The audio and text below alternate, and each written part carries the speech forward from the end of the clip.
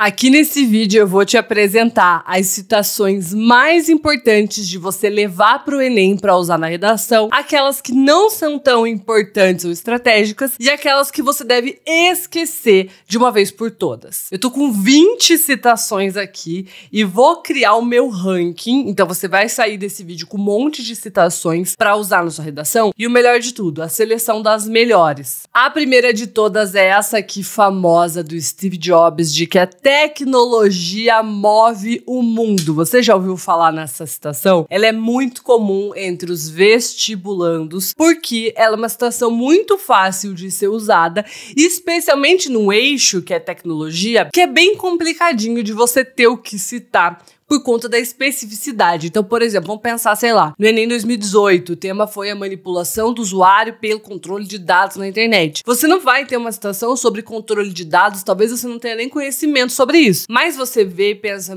isso aqui é do eixo de tecnologia, então eu posso usar. Eu vou colocar aqui na letra B. Eu acho essa citação boa, B de boa, porém eu acho ela muito específica da área. Eu gosto mais de citações que servem para qualquer tema, em qualquer área, do que aquelas que são de áreas. Muitas vezes as pessoas me perguntam, Luma, o que você acha de estudar por eixos temáticos ou por áreas, né, que é a mesma coisa? Eu acho melhor do que estudar para temas, mas eu acho pior do que ter a redação padrão, que serve para qualquer tema. A segunda é uma citação de Sartre, Jean-Paul Sartre, pensador francês. Ele fala que a violência, seja qual for a maneira como ela se manifesta, é sempre uma derrota. Essa citação eu vou colocar... Será que no B também, gente? É isso que dá, né? A gente é libriana, a gente fica sempre em cima do muro, colocando as coisas assim. Eu vou colocar ela no C, tá?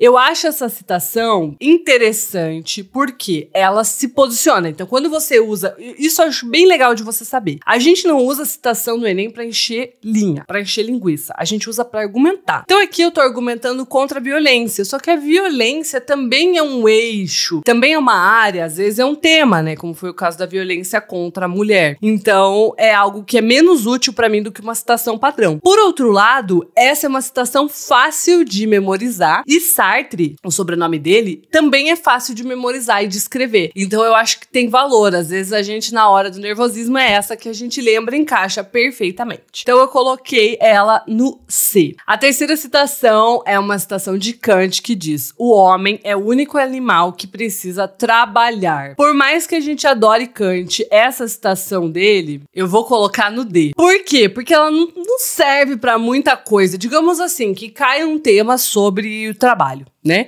Então a gente vai falar sobre trabalho, sei lá, alguma questão, uberização do trabalho, a informalidade do trabalho análogo à escravidão. Então tá, tudo bem, essa citação pode estar dentro do tema, mas o que me ajuda a argumentar dizer que o homem é o único animal que precisa trabalhar? Não me ajuda nada. Então, pro nosso caso, pra redação do Enem, não é tão interessante. Por outro lado, tem outros pensamentos de Kant, inclusive da pedagogia de Kant, que é uma área de estudo dele de educação que não é tão comum, como, por exemplo, a ética. Posso estar falando besteira, tá falando do que eu lembro, do que eu já li, do que eu já estudei, mas eu não sou especialista em filosofia, e sim em redação. Então você me corrija se eu estiver errada, tá? Mas, basicamente, a gente tem, então, outro pensamento dele, de que a educação muda o mundo, de que a educação é a base da sociedade, que é muito mais interessante pra usar na redação do que esse aqui. A nossa quarta citação é uma citação de Pitágoras, que diz assim: eduque as crianças e não será necessário castigar seus homens. Eu acho essa uma citação interessante. Eu vou colocar ela aqui na letra B. Ó, a gente não teve nenhuma citação S, nenhuma A até agora. Por que eu acho interessante? Por conta da palavra eduque. Quando eu uso uma citação com a palavra eduque, eu tô falando de educação. Quando eu tô falando de educação, eu tô falando de um dos argumentos mais universais para redação. A educação, gente, é a base de todos os problemas. E o Enem sempre cobra um problema.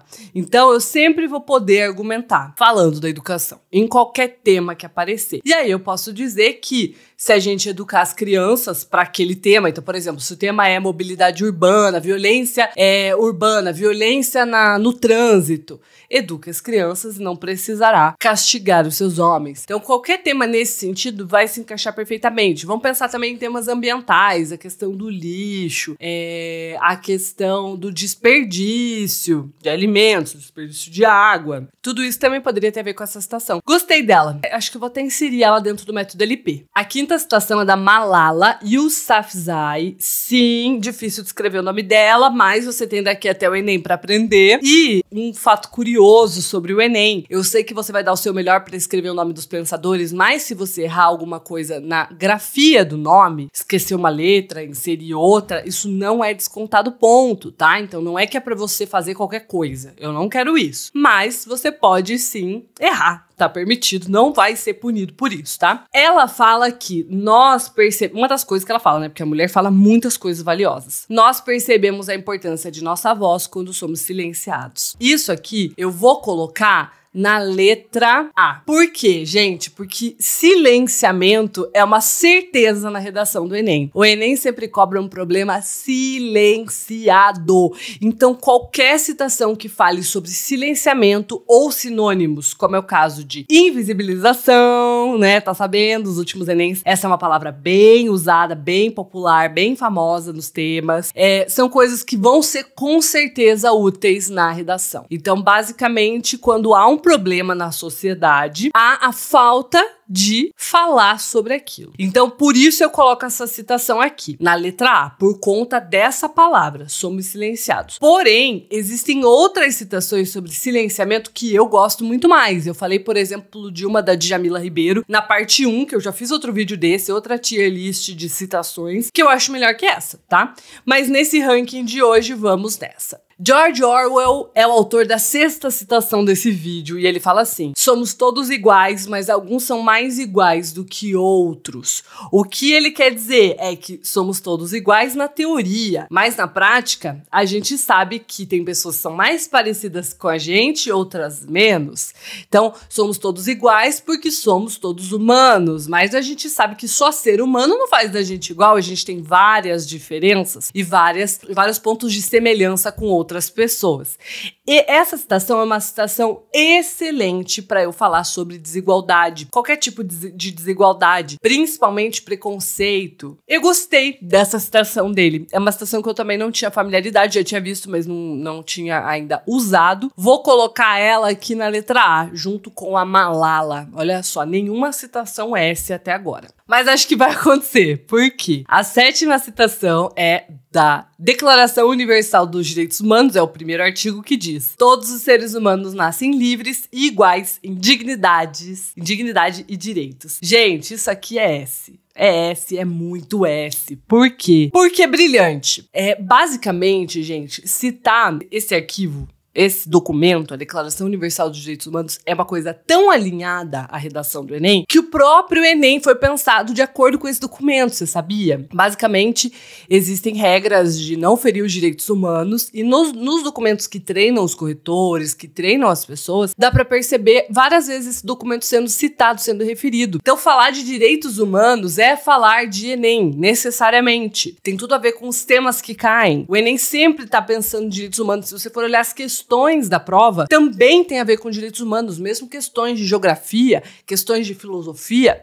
Então, é como se fosse uma grande temática que tem tudo a ver com a prova. E, geralmente, o tema no Enem é um problema, como eu já te falei, que tem a ver com ferir direitos de alguém, geralmente de humanos, mas pode ser de animais também, tá? Pode cair maus tratos dos animais, questões de meio ambiente. Mas, geralmente, a gente tá falando de direitos humanos. Então, você conhecer a Declaração Universal dos Direitos Humanos, esse documento, DUDH, você pode chamar assim, inclusive na redação pode usar essa sigla, é uma das melhores coisas que você pode fazer pela sua preparação esse ano. Chegamos ao meu querido Jürgen Habermas. Esse é um pensador que tem uma teoria chamada Teoria da Ação Comunicativa e ele diz o seguinte: a linguagem é uma verdadeira forma de ação. Gente, eu colocaria, se deixasse só ele aqui, ó, porque essa citação, ela foi uma das minhas citações top 1 por anos. Sabe por quê? Lembra que quando a gente falou da Malala, eu te falei que o Enem sempre cobra um tema que é silenciado, um problema silenciado? Então, Habermas fala que a linguagem é uma verdadeira forma de ação. Ou seja,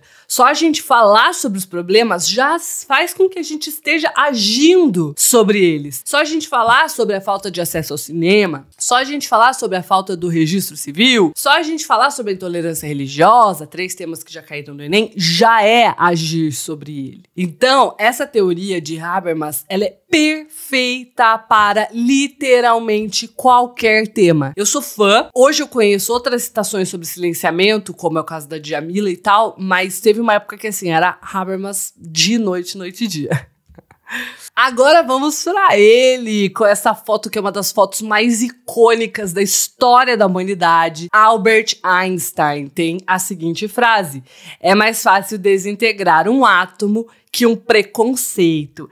Eu acho, gente, essa citação muito, muito boa. Eu vou colocá-la aqui no B, tá? Eu acho ela boa demais. Por quê? Porque muitos temas que caem no Enem têm a ver com preconceito. Então, eu consigo usar essa citação em vários temas. Não todos, mas vários temas. Por que então que eu coloquei ele no B e não no A, por exemplo? Porque eu acho essa expressão, eu não sei, tô falando aqui minha opinião, tá? Eu tenho a sensação de ser uma coisa um pouquinho informal, essa frase, um pouquinho metafórica, né? Porque ele tá falando desintegrar um átomo, desintegrar um preconceito. Então, eu acho legal a temática, eu acho legal essa frase, mas na redação do Enem eu escolheria outros pensadores para falar sobre preconceito que não fosse um físico. Alguém que realmente tivesse um estudo sobre isso, mais do que uma frase de efeito sobre isso. Diferentemente do que uma conversa de bar, por exemplo, uma roda de amigos em que você fala sobre coisas que são mais interessantes, disruptivas, como esse caso, um físico falando sobre preconceito. Na redação, eu prefiro outras coisas, mas não tá errado se usar isso. Funciona, inclusive já vi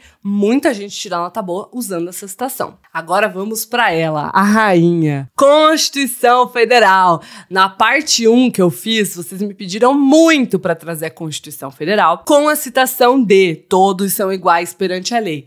A Constituição Federal, gente, é o documento máximo do Brasil, né, que tem artigo sobre tudo lá dentro, sabe? Então você vai ter lá direitos dos animais, direitos do meio ambiente, você vai ter tudo lá dentro, tudo que você imaginar sobre tudo. Mas a gente não quer tudo sobre tudo, a gente quer uma coisa sobre tudo. Então essa frase, todos são iguais perante a lei, ela engloba pessoas, animais, ela engloba esse senso de igualdade que tem que existir. Então, essa citação perfeita. E ela ainda é uma citação curta. O que pro Enem, gente, é tudo que a gente precisa.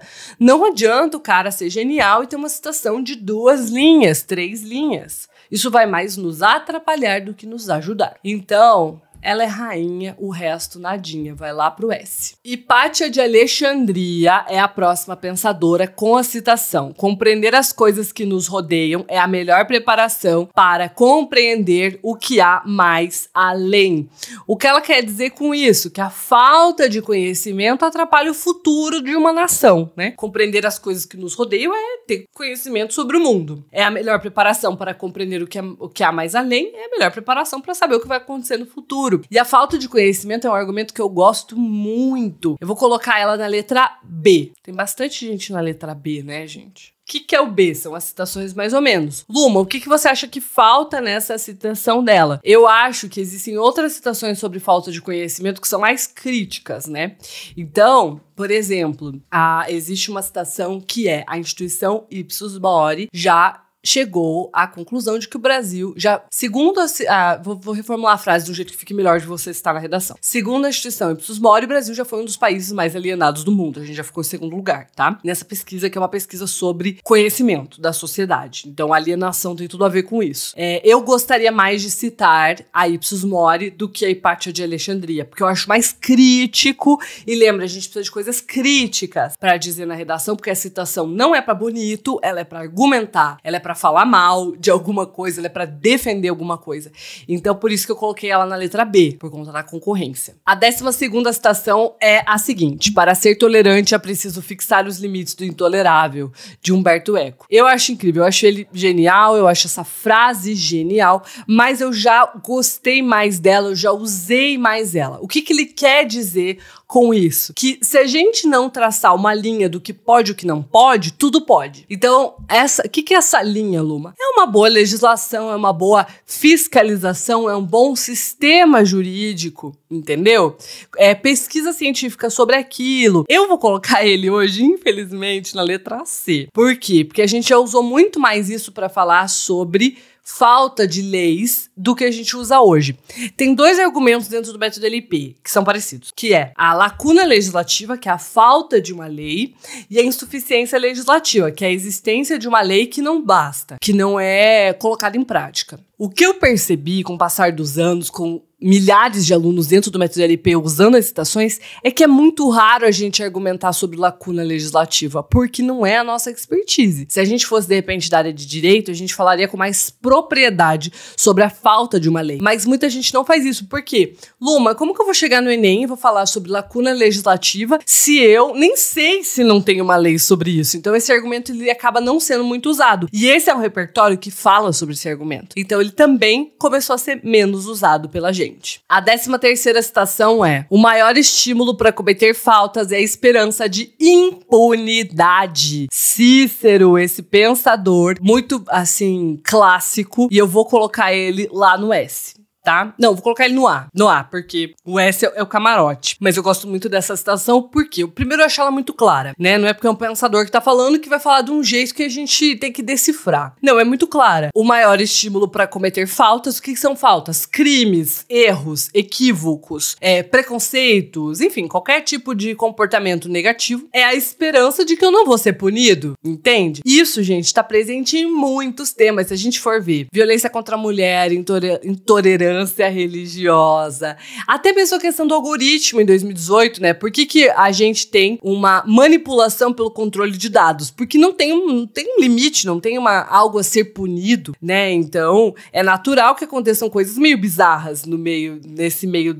agora que tá começando a ter uma regulamentação, discussões éticas sobre o impacto disso na nossa vida. Então, eu gosto muito dessa citação, coloquei ela no A. A 14ª é: cada um de nós é responsável por tudo e por todos os seres humanos, Simone de Beauvoir. Primeiro que eu achei ela uma graça, essa foto dela, queria ser sobrinha dela, sabe? Uma coisa assim, gênia, inteligente, icônica e que marcou a gente com muitos pensamentos incríveis. E esse é um deles. Eu acho esse pensamento incrível porque egoísmo é um tema que é um argumento, é um tema que tá presente dentro de qualquer tema que cai no Enem, né? Porque se a gente se mobilizasse pelos outros, não ia ter nem tema de redação pra pôr no Enem. Não ia ter problema na sociedade, por consequência, não ia mais ter tema de redação. Então, a gente não se sente responsável por tudo. O que é tudo? Os animais, a natureza, o meio ambiente. E por todos os seres humanos. Mas ela diz que a gente é. Então, eu acho incrível pra falar sobre falta de responsabilidade, ou individualismo, ou falta de empatia. A gente gostava muito de usar essa citação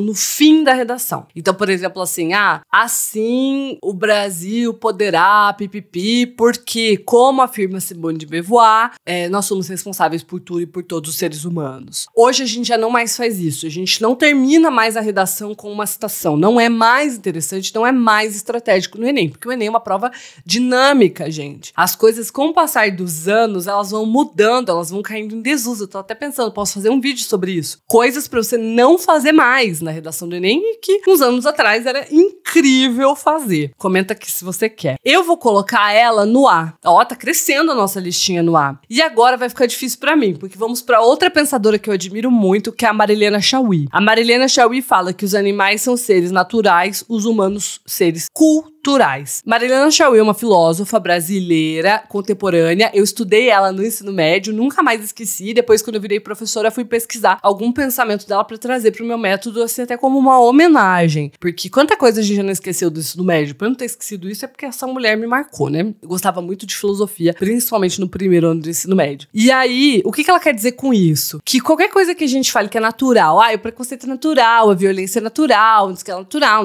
Não, não é natural. Os animais animais são seres naturais, os humanos culturais. Isso é um posicionamento, tá, gente? Não é um fato. A gente tá falando aqui de argumentação. Então, se você quer argumentar que a violência contra a mulher não é natural, ela é cultural, que a intolerância religiosa não é natural, que é cultural, que o racismo não é natural, que é cultural, você pode usar ela. Eu vou colocar ela no B, tá? Essa citação no B. Por quê? Eu percebo que, por mais que ela seja muito boa e funcione muito bem, às vezes a gente quer seguir outra linha argumentativa pra falar sobre cultura que não seja falar sobre natureza, né? Então, eu prefiro dessa forma. Agora vem ele. John Locke. As leis fizeram-se para os homens e não para as leis. O que esse pensador contratualista quer dizer pra gente com essa frase? Que as leis foram feitas para melhorar a nossa vida. Elas não têm um fim em si mesmas.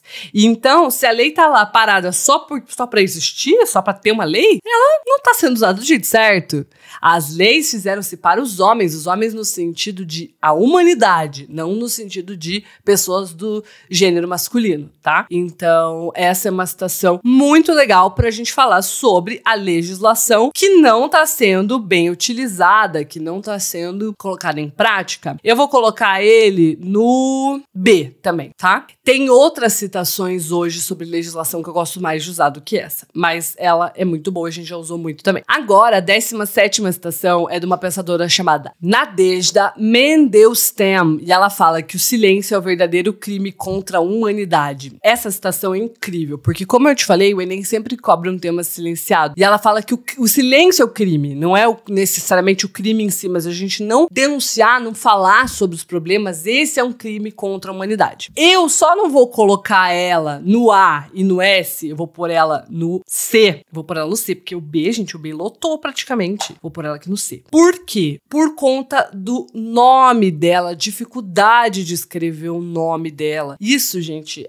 não é uma coisa que vai impedir você de usar um pensador, mas se você tiver que escolher, é óbvio que você vai escolher escrever quando você tá nervosa na hora da prova, o que é mais fácil. Então, eu percebo que os meus alunos não usam tanto essa citação, preferem usar outras, porque ela tá concorrendo com Habermas e Djamila Ribeiro no argumento de silenciamento. Então, ela perde. A gente ainda tem José Saramago que fala sobre invisibilização. Então, acaba que não usa essa citação dela, apesar dela ser incrível. A 18ª citação é de Chico Mendes, que diz: ecologia sem luta de classes é jardinagem. Essa citação ela tem duas coisas que eu não gosto. Primeiro, a especificidade, né?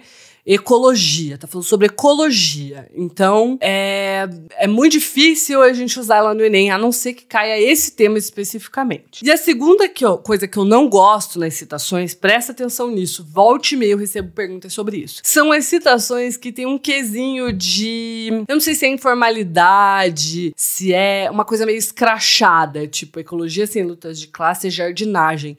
Como que você vai, a partir disso, argumentar... de fato, o pensador tem razão que a ecologia é jardinagem? Tipo assim, é uma coisa que eu acho que não ajuda tanto a gente a argumentar. Volte e meia eu recebo no direct. Lumbo, o que você acha dessa citação? Eu acho ela meio vulgar. Para a redação, não para a vida. Porque eu realmente acho brilhante o cara falar que ecologia sem luta de classes é jardinagem. Mas como isso pode ser utilizado na redação do Enem, eu não vejo. Então, eu vou colocar no D. A 19ª citação é de Aristóteles, e ele diz, dentre várias coisas, que o começo de todas as ciências é o espanto de as coisas serem o que são.